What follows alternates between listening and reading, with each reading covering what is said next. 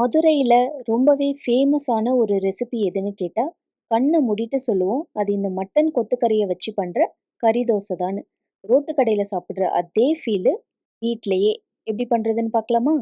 கொத்துக்கறி பண்றதுக்கு குக்கர்ல 2 குழிக்கரண்டி எண்ணெய் விட்டு, பட்டை, லவங்கம், ஏலக்காய், கல்பாசி போட்டு வதக்கிட்டு, 2 பெரிய வெங்காயத்த பொடியா கட் பண்ணி சேர்த்துக்கோங்க.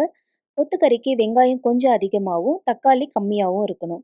வெங்காயம் நல்லா சுருள வதங்கினதும், 1/2 டேபிள் ஸ்பூன் இஞ்சி பூண்டு விழுது போட்டு பச்சை வாசனை போக வதக்குங்க.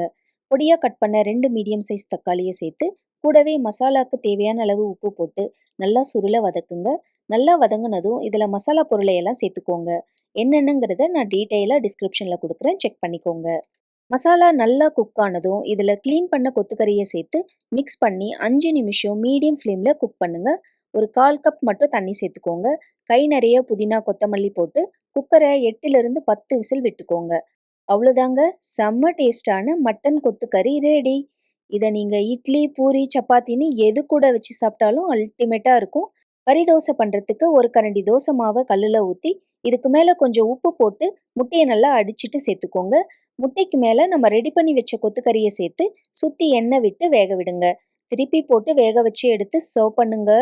அடடா, வேற மாதிரி இருக்கும், ட்ரை பண்ணுங்க. இந்த மாதிரி இன்ட்ரெஸ்டிங்கான ரெசிபீஸ்க்கு நம்ம பேஜை ஃபாலோ பண்ணிக்கோங்க.